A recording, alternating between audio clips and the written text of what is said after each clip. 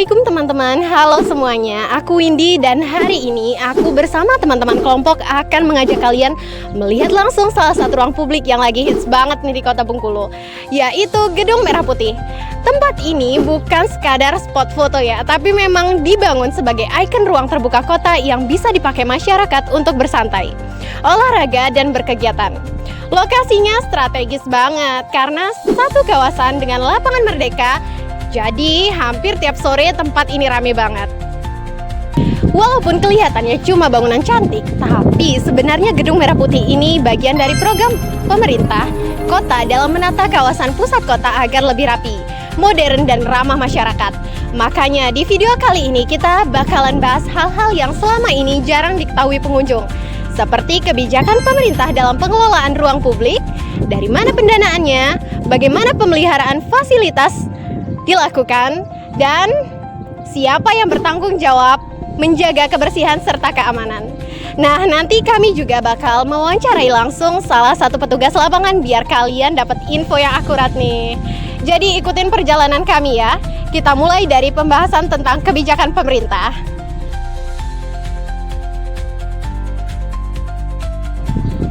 Halo semuanya, aku Fernanda Nur Hidayah. Di bagian ini aku mau ngejelasin tentang gimana sih sebenarnya kebijakan pemerintah dalam mengelola dan melestarikan Gedung Merah Putih. Jadi teman-teman, bangunan ini termasuk salah satu aset pemerintah Kota Bengkulu yang statusnya adalah ruang publik, atau yang bisa kita sebut RPTRA Gedung Merah Putih.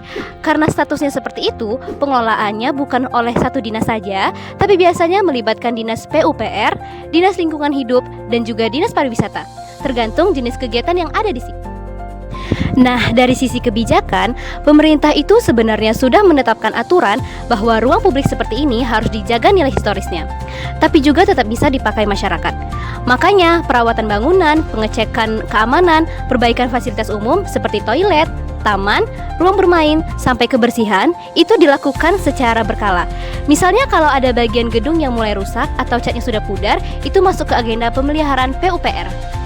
Dan itu ada juga kebijakan pelestarian yang lebih ke arah menjaga sejarah bangunannya.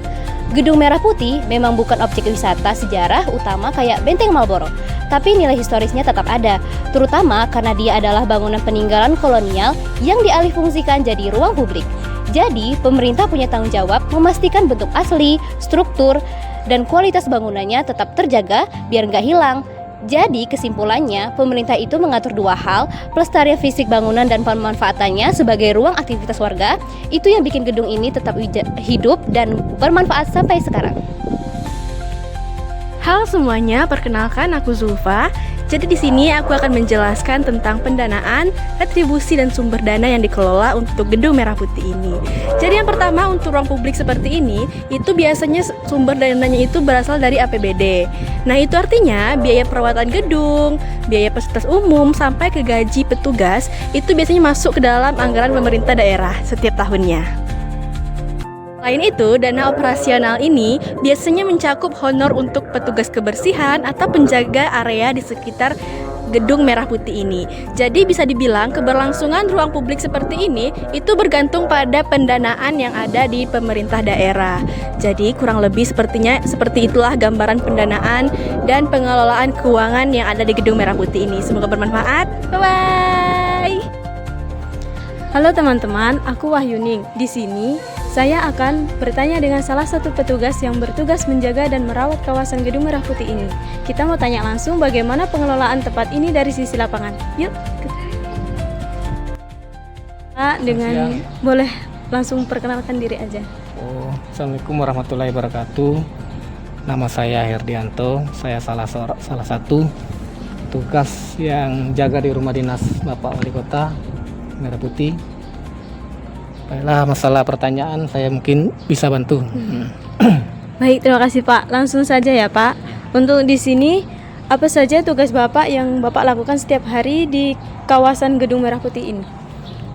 Yang pertama tuh tugas kami ini kan bagian istilahnya itu bagian keamanan kan, mengamankan inventaris yang ada di rumah dinas Bapak Wali Kota ini kan. Kalau ada tamu keluar masuk, jadi kami tanyakan keperluannya apa kan, tujuannya apa kan, Dan masalah parkirnya kami arahkan, gitu aja. Selanjutnya untuk kebersihan itu biasanya dibersihkan dalam berapa kali sehari atau dalam minggu? Kalau masalah kebersihan ini tidak, istilahnya itu tidak pakai waktu kan, terus dibersihkan. Sama ada cleaning service kan dari dinas ini kebersihan Kota Bengkulu ya. Selanjutnya terus itu instruksi tugas Bapak ini datangnya dari dinas mana? Apakah dari dinas PUPR atau dinas lainnya? Kami dari dinas ini Satpol PP Kota Bengkulu, dari Satpol PP. Betul. Selanjutnya apakah Bapak menerima gaji tetap atau berdasarkan honor kegiatan? Untuk saat ini kami udah diangkat istilahnya tetap pegawai P3K ya, Satpol PP. Selanjutnya untuk BPJS Kesehatan apakah Bapak itu terdaftar atau belum? Sudah, iya betul, sudah terdaftar karena P3K kemarin kan sudah didaftarkan istilahnya. Berarti sudah terdaftar. Iya, udah dijamin dari pemerintah. Selanjutnya apa harapan Bapak untuk pemerintah agar ruang publik ini semakin baik untuk kedepannya? Harapannya mungkin untuk kedepannya ruang istilahnya itu kayak pembangunan sini kan lebih istilahnya itu lebih bagus lagi kan, biar pengunjung sini makin ramai pengunjung sini kan, kayak pembangunan kan ya, gitu aja. Baik, terima kasih Bapak. Mungkin itu saja. Terima kasih sudah membagikan informasinya. Oh ya, sama-sama, terima kasih. Terima kasih Pak. Halo semuanya, aku Egita. Di bagian ini aku akan membahas tentang kebersihan, tugas para petugas, dan kesejahteraan mereka di Gedung Merah Putih. Karena tempat ini merupakan ruang publik yang ramai dikunjungi setiap hari, terutama pada pagi dan sore hari. Menjaga kebersihan menjadi hal yang sangat penting. Banyak warga yang datang untuk olahraga, foto-foto, atau sekedar bersantai. Jika kebersihan tidak dijaga, taman ini dapat cepat rusak dan menjadi tidak nyaman untuk dikunjungi. Petugas di sini memiliki jadwal rutin untuk memastikan taman tetap terawat. Mereka menyapu halaman, membersihkan area taman, mengecek fasilitas, mengumpulkan sampah, dan memastikan seluruh area tetap rapi. Selain itu, mereka juga mengingatkan pengunjung agar tidak membuang sampah sembarangan. Jika ada kegiatan masyarakat, petugas turut memastikan area tetap bersih sebelum dan sesudah acara.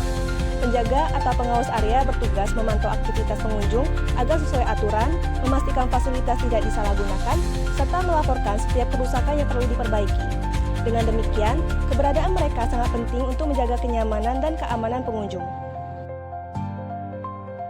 Mengenai kesejahteraan, sebagian petugas bekerja sebagai honorer atau tenaga kerja harian lepas di bawah dinas terkait, misalnya DLH atau PUPR Kota Bengkulu. Besaran gaji biasanya mengikuti standar upah minimum atau kebijakan internal dinas. Beberapa petugas sudah terdaftar di BPJS Kesehatan dan Ketenagakerjaan. Namun, tenaga harian kadang belum mendapatkan fasilitas ini. Hal ini menjadi catatan penting agar pemerintah dapat meningkatkan kesejahteraan mereka. Tanpa petugas yang sejahtera dan profesional, akan sulit bagi Gedung Merah Putih untuk tetap bersih, nyaman, dan terawat. Kita, sebagai pengunjung, juga memiliki peran penting dengan membuang sampah pada tempatnya, menjaga fasilitas, dan menghargai kerja keras para petugas. Maka, taman dengan ikon tulisan besar Balai Kota Merah Putih ini dapat terus dinikmati oleh semua orang, baik sekarang maupun di masa mendatang.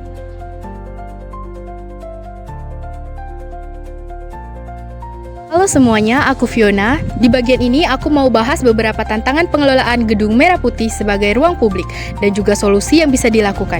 Jadi, meskipun tempat ini kelihatan rapi dan nyaman, sebenarnya ada beberapa masalah yang sering muncul. Yang pertama itu soal kesadaran pengunjung.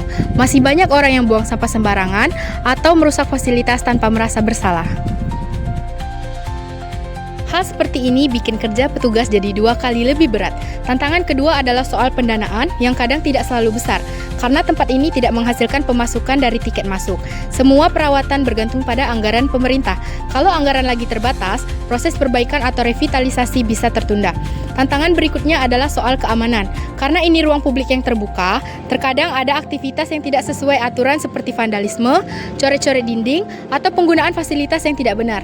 Tanpa pengawasan yang cukup, kerusakan bisa saja tepat terjadi. Nah, untuk solusinya, yang pertama tentu saja adalah meningkatkan kesadaran masyarakat. Pemerintah bisa pasang papan imbauan, membuat kampanye kecil tentang kebersihan, atau bekerja sama dengan komunitas untuk menjaga ruang publik supaya tetap rapi. Solusi kedua adalah penguatan pengawasan, misalnya penambahan petugas atau pemasangan CCTV di titik tertentu. Selain itu, pemerintah juga bisa melakukan kolaborasi dengan komunitas, sekolah, atau organisasi lainnya untuk membuat kegiatan rutin, misalnya senam bersama, edukasi lingkungan, atau aksi bersih taman, supaya ruang publik tetap aktif dan hidup. Ruang yang aktif biasanya lebih terawat karena ada banyak mata yang memperhatikan. Jadi intinya, meskipun ada tantangan, kalau pengelolaan dan partisipasi masyarakat berjalan dengan baik, Gedung Merah Putih ini bisa jadi tetap ruang yang nyaman untuk semua orang. Halo semuanya, aku Mayang dan di bagian terakhir ini aku mau menyimpulkan hasil kunjungan kami ke Gedung Merah Putih. Dari apa yang sudah dijelaskan oleh teman-teman tadi, kita bisa lihat kalau tempat ini bukan cuma bangunan biasa, tapi ruang publik yang punya nilai sejarah, punya manfaat sosial, dan dipelihara secara serius oleh pemerintah. Kita juga jadi tahu kalau pengelolaannya melibatkan banyak pihak, mulai dari Dinas PUPR, Dinas Pariwisata, sampai petugas kebersihan di lapangan. Mereka semua berperan supaya tempat ini tetap jadi ruang yang aman, nyaman, dan bisa dipakai masyarakat untuk berbagai kegiatan. Walaupun ada tantangan seperti pendanaan yang terbatas, fasilitas yang mudah rusak, dan kesadaran masyarakat yang masih perlu ditingkatkan, pemerintah tetap berusaha melakukan perawatan secara berkala. Dari wawancara dengan petugas, kita juga mendapat gambaran nyata tentang bagaimana mereka bekerja setiap hari dan apa saja yang menjadi tanggung jawab mereka.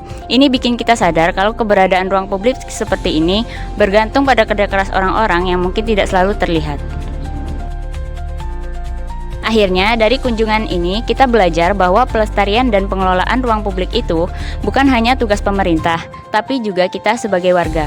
Mulai dari hal kecil seperti menjaga kebersihan, tidak merusak fasilitas, dan menggunakan ruang ini dengan baik. Semoga video ini bisa bermanfaat dan bisa memberikan gambaran lengkap bagaimana Gedung Merah Putih dikelola. Terima kasih sudah mengikuti perjalanan kami, sampai jumpa di video berikutnya.